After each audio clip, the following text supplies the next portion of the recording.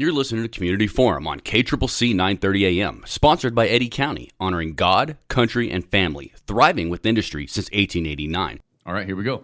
And in 3, 2, 1. Thank you for listening to Community Forum. My name is Johnny Chandler. I'm the owner of KCCC 930 AM and the host of Community Forum. With me today is a newer gentleman that works here at Southeast New Mexico College. As everybody remembers, our station is connected to SENMC. Very happy with that partnership. We record at SENMC as well. Jerry Bryan is the inaugural faculty member of the Oil and Gas Technology program here at SENMC, right? Yes, sir. Okay, well, Jerry Bryan, how are you? Welcome. I'm doing good. I appreciate the opportunity. Thank you, Johnny. Yeah, no, I'm glad you're here. Now, I work in the same department as you, so I see you just about every day. But you are a key factor into what SENMC is trying to do with the oil and gas industry, but also industries in our county in general, right? So SENMC is an independent college now. Most people are starting to learn that. If they don't know it, they are. We are designing everything in our abilities to be designed for Eddy County. We are an Eddy County community college, which means that we are building programs that are going to help Eddy County, people that live in Eddy County, and the industries in Eddy County. So that's what you're doing here. But before we get into that, why don't you tell us the background that you have that makes you qualified for such a big title? Okay. Well, do you have all day? No. We get about 25 minutes here. I'll give you a solid 5 minutes on your background. Okay. All right. I was raised up in southeastern New Mexico, West Texas, farming agricultural background. Right. Farming and ranching. So Lee County and what county in Texas? Lee County, Yoakum County. Okay. All right. And so that's my background. That's my roots. So soil science, agronomy, those things has been a passion all my life. I've had to live off of water that was pumped because it doesn't rain out here until recently. So go ahead and define agronomy for us. I think I know what that means, but why don't you tell us what agronomy is? Well, agronomy is studying of the soil. Okay.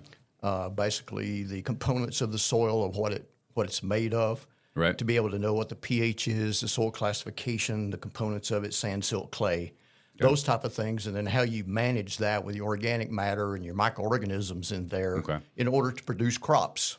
Got it. Well, where did you go to school? Where did you graduate from? Did you graduate from school, or did you just learn it? Well, no. I've attended several schools. I started out multidiscipline, music, business, and science. Country singer guy? You well, singer? I have done that. I actually went on a USO tour that's a fun. long time ago as a performing musician Nice. in a band. But anyway, I first started at South Plains College in Levelland. Yeah, I've heard of it. Pursuing a music degree there. Transferred to Hardin Simmons University. Where's that at? In Abilene, Texas. Okay. All right. And I attended there, and then due to some crop failures, I had to drop out of college for 10 years before I went back to finish up a geology degree. So the crop failures would have been on your family's farm? On the family, right, so you farms. got to go back and help the family. I had to go back and help the family. Sure. And so it took me 10 years to finally get back in school. Okay. And I went back in and had changed my major to geology. So I finished up a geology degree. I'm a petroleum geologist. How old were you when you finished your geology degree then? Oh, Like, so if you went to South Plains College for the music, and then 10 years later you had to be early 30s almost. that's right. Oh, okay. Yeah. So I finished up my Bachelor of Science degree in geology there, and got teacher certification, lifetime certification in Texas for business and science, because I started working on a master's in business after that. All right. So I started pursuing that, did all my business leveling requirements. So you just went all into school after that 10-year break. did, You're like, let's do it. And then so I attended Texas A&M doing some grad work there in economics and those type of things. So then when I hired back, first came out here and went to work for New Mexico Junior College. I was hired on as a financial consultant, an analyst, and helped build the Small Business Development Center there at New Mexico Junior College. Okay. And so then I enrolled into the master's program at Eastern while I was still ENMU. there. Yeah. I'm a Greyhound. I like it. Yeah. So I did that. And so while I was there, just kind of regressing just a little bit here, over the years in that 10-year period while I was back, I did several things. I worked as a lease operator for Conoco in Malamar area. So this is going to be slightly off topic, but so I'm sitting in a lot of meetings with the workforce group, right? Okay. And I'm learning a lot of things. But one thing that I don't do is I don't ask questions about something unless I hear it 3 or 4 times and I'm not 100% sure how that operates, right? All right. So I think, like I said, here's another thing. I think I know what a lease operator does, right? But I'm going to be real honest with you. I'm not. Maybe I don't, right? So why don't you kind of run down briefly what is the responsibilities of a lease operator? Lease operator is commonly known as a pumper. Okay. You're operating the wells for production, to bring it up from below surface all the way to the surface and be responsible for all the instruments. Yeah, so this is after the drilling's done, right? That's when you have the tanks that are there that are pumping out they're separating the oil and the water, right? That's what those tanks do that we see. Well, they store. Okay. There's separation processes and separators and heater treaters and things out there, equipment that you use to be able to split it up and get it into the proper storage tank so that you can finally get it to market and or dispose of produced water. Sure. And but you're operating those pump jacks, and that's the number one instrument that is utilized to be able to pull the fluid up, all fluids up. So you're literally out there with a wrench and a hammer and doing all these things to make sure that it's operating properly, or is it more just like reading a bunch of sensors and then reporting back? At that time, we had to work on our own stuff, Okay. all right? And so we had to take care of the stuff in box and the rods and all kind of stuff like that, and the pump and setting that down hole and first one thing and another, but basically being responsible for the operation efficiency of that equipment. Okay. So to make sure it's operating, because if it's not operating and it's not pumping, then there's no return on investment for the company. Yeah, you're losing money. That's right. Right. That's right. So that's what I did. And then there was water flooding. That's basically where you take that water and then you inject it back underground, and so it's pressurized. And so you're trying to recover an additional 30% or so of your resources from below. Yeah, but isn't that water water not incredibly contaminated at that point, or was it already contaminated in the ground before we pulled it out? That's always an interesting question. Most of the time, there could be some impact initially, but you've got chemicals that you're going downhole with. You have your biocides. You've got a lot of different things during the production process that could potentially impact the water. The water. All right. So you were a lease operator for a while. How long were you doing that? Do you recall? Oh, I did that less than a year, and then I went into the seismograph industry. Okay. Well, so I was going to ask briefly on the lease operator thing, and so correct me if I am wrong, but you went and you got a college degree before you became a lease operator, right? You were working on your master's degree while you were a lease operator, or was that when I was a lease operator? I didn't have. All I had was an associate's in music. Oh, okay. Right. At that time. Right. Oh, so that was it, kind of in between. You had to go help the family farm, and that's also a gig that you can do. So that was my question. I was like, does a lease operator position need like a bachelor's degree or a master's degree in order to be a lease operator? No. Yeah, that's just one where you can get on. You're a competent person, and we can train you how to do it. So so that's why my time frame is. I wanted to make sure that I understood the time frame here, because you didn't go and get a fancy degree from A&M and everything to go be a lease operator. That's right. Right, but a lease operator is a great position for somebody. It's a great job. Absolutely. It pays really well. Absolutely, it's a great position, and it's important position. Yeah, right. Okay, so you did that for a little while. You got the A&M degree. You built some programs in New Mexico Junior College. You built an oil and gas program, or? All right, I didn't get the A&M degree. I went to A&M to do grad work there. Okay, explain that to me a little bit. I never went to graduate school. I stopped at bachelor's degree. Okay, well, you sign up for different coursework. I started took some classes in economics. All right, and then those later transferred in when I went to Eastern. Oh, okay. Okay. All right. So you get credit for the classes that you take, and then they're transferred into a master's program elsewhere. All right. But during that 10-year period, I also then, after I stopped doing the lease operator thing, I went to work as a permit agent in the seismograph industry, and I was trained by an abstractor, and once again, to be a landman, all right? And so that all helped lay my foundation so that when I went back to college as a geologist, I was putting drilling prospects together and doing the land work because I learned those skills from an abstractor. Right. All right?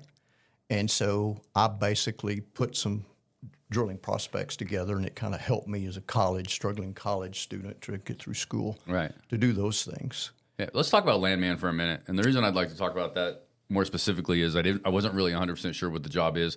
There's a new show out on Paramount Plus from Taylor Sheridan called Landman. That's starring Billy Bob Thornton. As of this recording, there's only been one episode, but there's a new one every Sunday for like the next 8 weeks or something like that.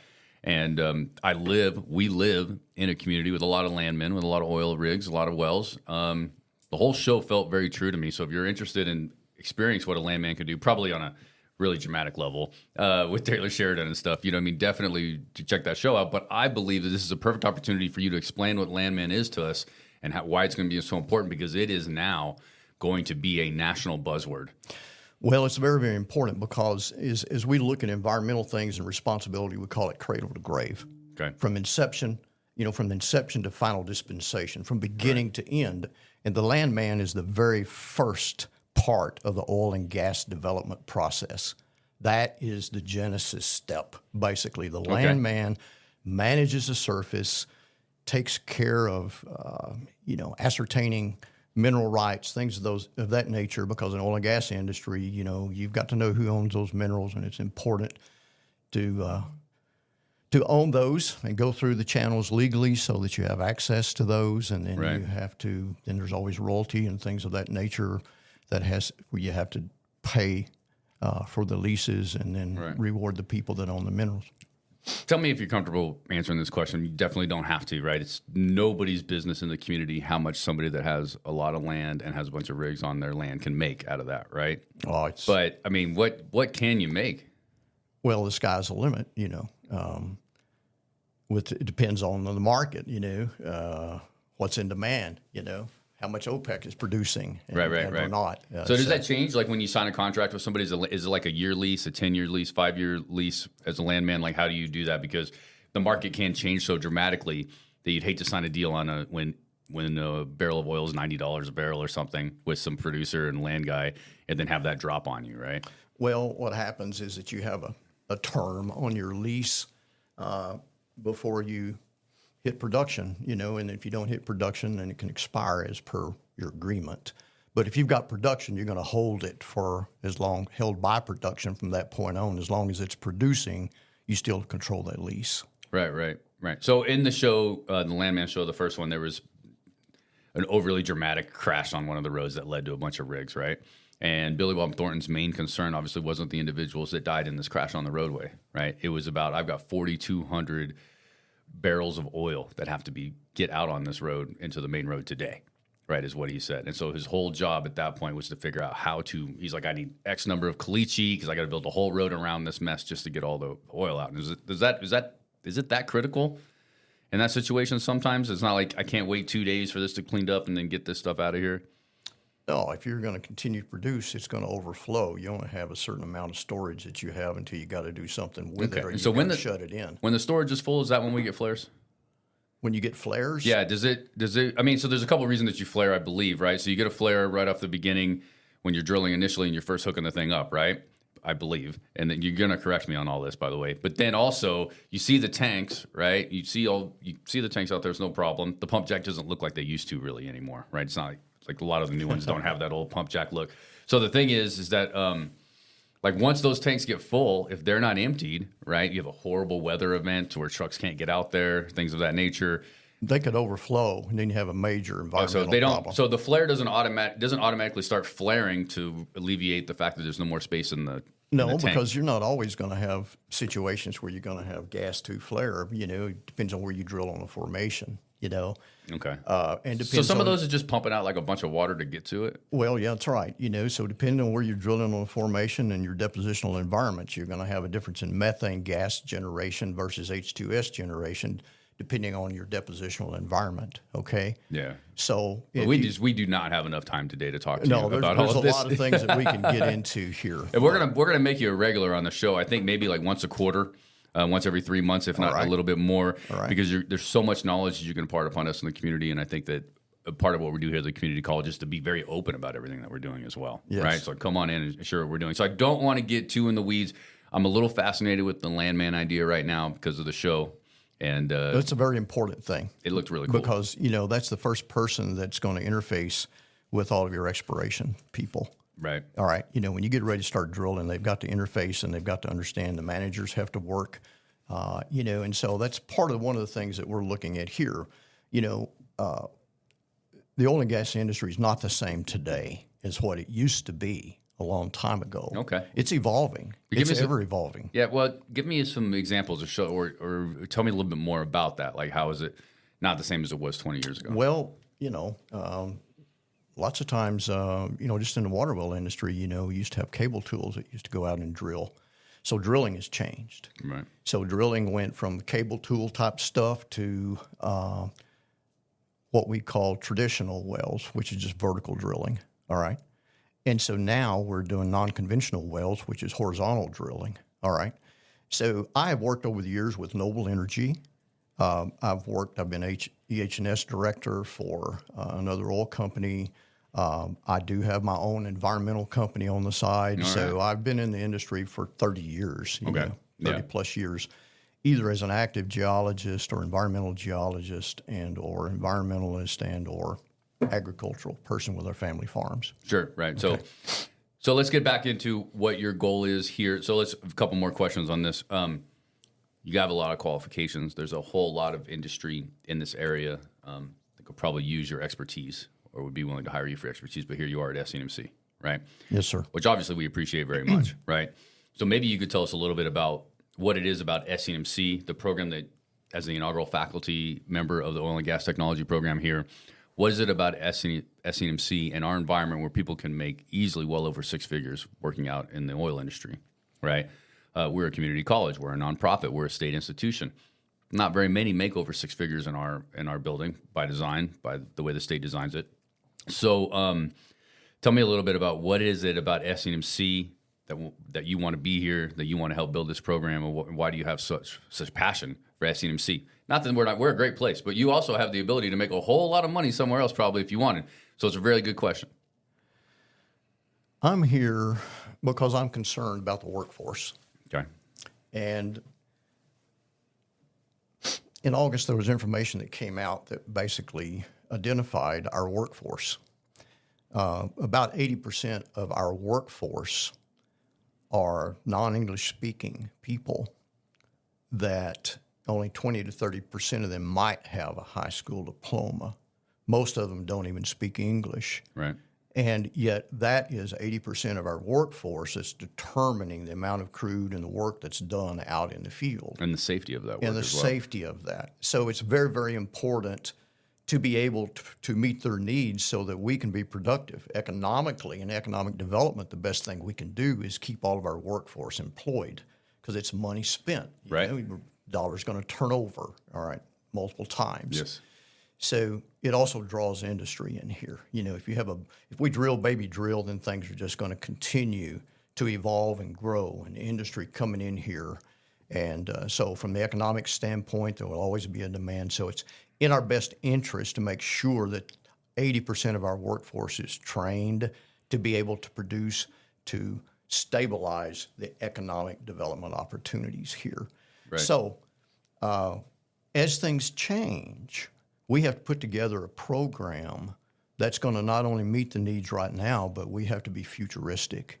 If we don't design it right, then in 2 to 3 years, it's obsolete technology. So we need people to help us understand what the needs are in the industry. So I invite people, if you have an interest in trying to be involved with us to make sure that we build the right type of training program that's going to stand the test of time, then we invite you to reach out to us and contact us because we've got to train and build a program for the future so that we can continue to meet the needs 10, 20, 30 years out. All right. So one thing that we've been doing as part of Workforce and Community Education in general as a team is we've been meeting with local nonprofits, local contractors, oil and gas industries throughout the community since we've become an independent institution. Yes, sir. To see exactly what they think they need, right? Where is our community lacking, and how can we as an institution, as a community college, help fill those gaps, right, in a way.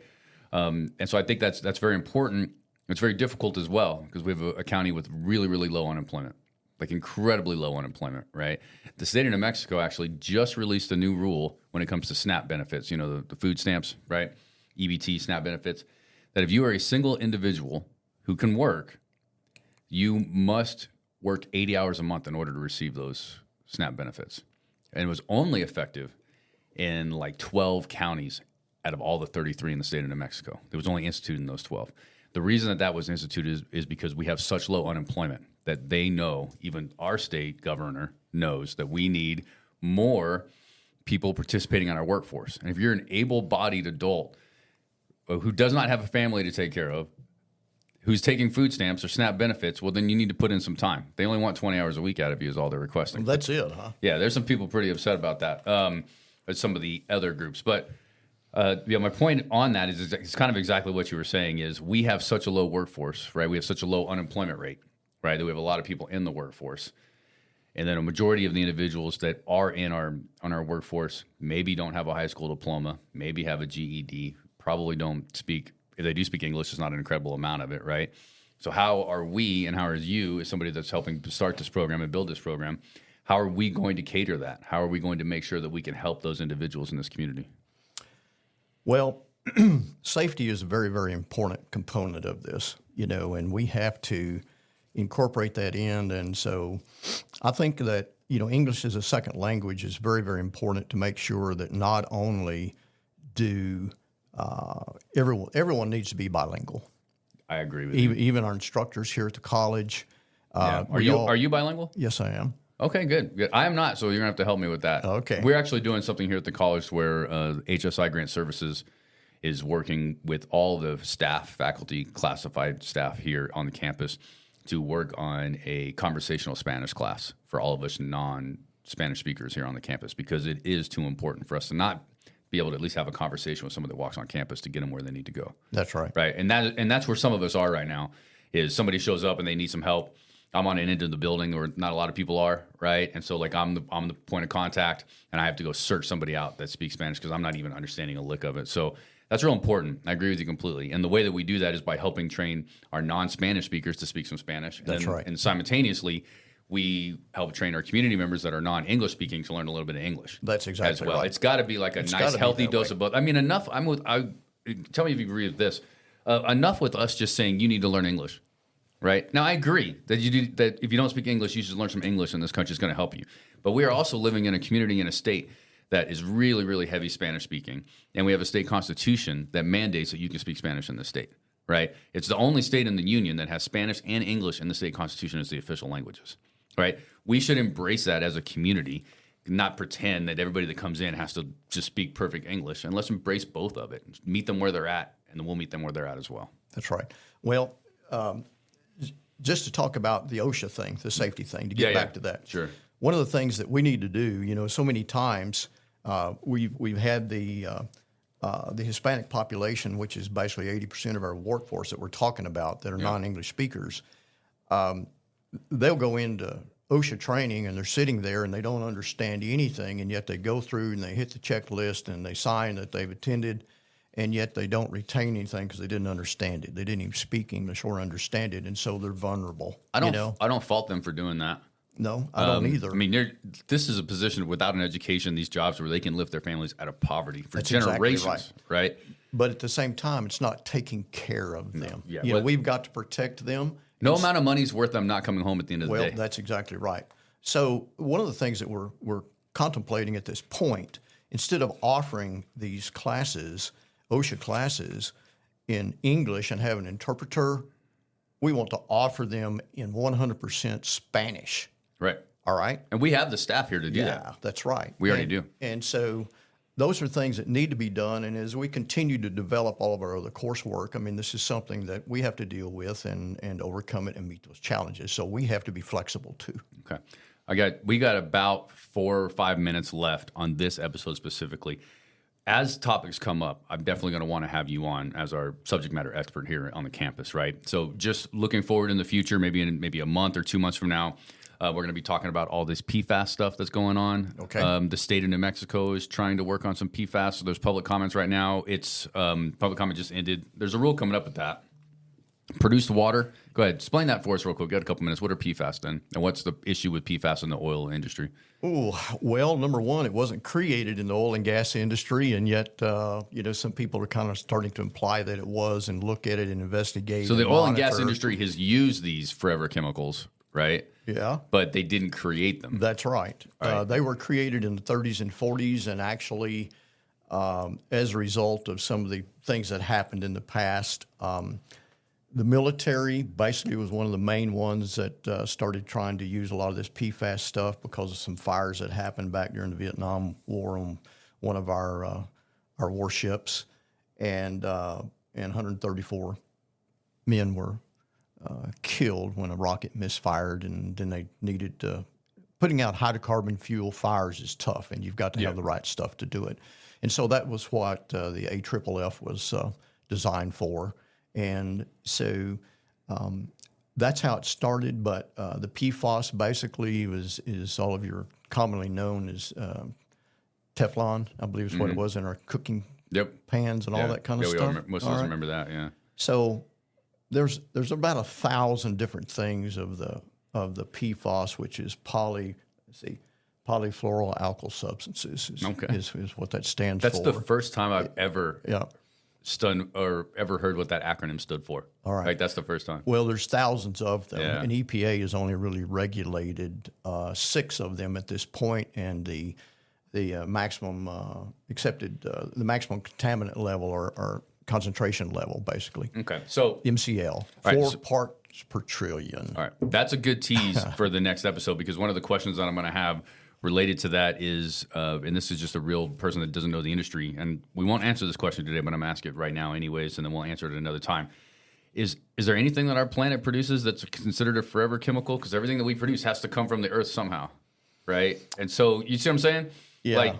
So that's just to think about that, right? It's like, is it like nuclear lasts forever, but it had to come from the earth, right? Everything we do. So a lot of questions for me related on how something can be created and become a dangerous chemical when it came from the earth to begin with, or forever chemical. Well, right? even water can be a contaminant. Right. You know what a contamination is? What a contaminant is? It's a resource out of place. That's the definition of a contaminant. No, that's so good. Water can become a contaminant too. When it's in the wrong place? Yeah, okay, good. Yeah. No, that's the tease. That's what I want to get into. So there's a lot to that. That's going to have to be its own episode. So here's what we're going to do to sum up, just to finish up here. You are Jerry Bryan, the inaugural faculty member of Oil and Gas Technology here at SENMC. What does your program look like in 5 years?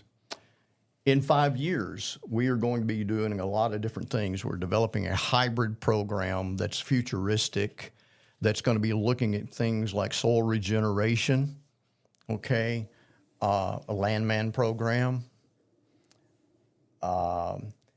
several things that we're going to be utilizing as we move forward with this, but meeting the gaps that are part of the oil and gas industry, to where there's specific training to where people can go in and don't have to have a 2-year degree or a 4-year degree to be able to make some good money, but primarily concentrated for the workforce program. But we're going to be developing some other 2-year degree programs as well. And so, what does the campus look like with your program in 5 years?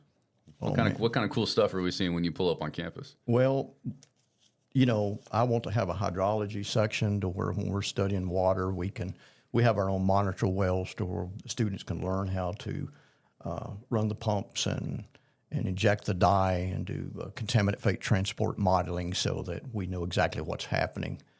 So we're going to have some places set up for a hydrology section where they can learn to sample. We're going to develop some technicians. So, and by the way, every time I turn around, I need to know, you guys in the midstream out there, do you need environmental technicians to help you sample your produced water that you're working on, trying to clean up? All of you doing your reclamation and your remediation, do you need environmental technicians that are trained with a 2-year degree? I need to know. Why don't you reach out to us and let us know if that's sustainable? If you have a need, every time I turn around, I'm hearing about sampling being done and people needing sampling done.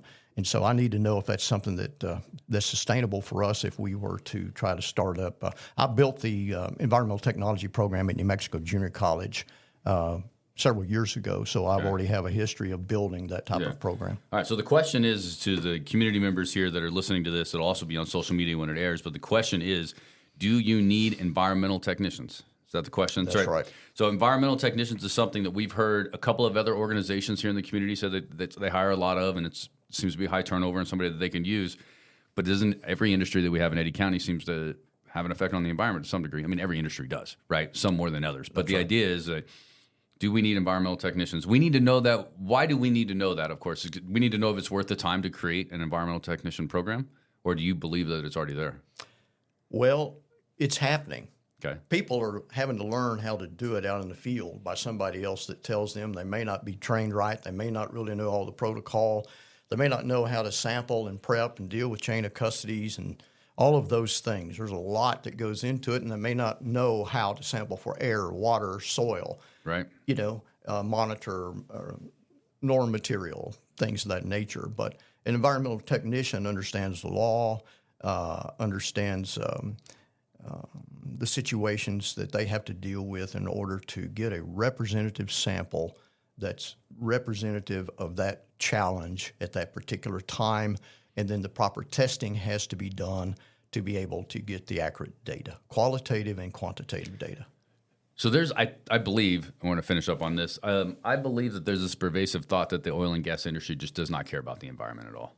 Right, not even a little bit. Right, that's definitely that's a falsehood. Somebody that lives in a large city on the east or west coast is going to probably have that default mindset. Right. So look at everything that they're doing to try to make sure that the environment is protected, and that the environment, meaning underground, provides us what we need to survive and thrive as a species. Right.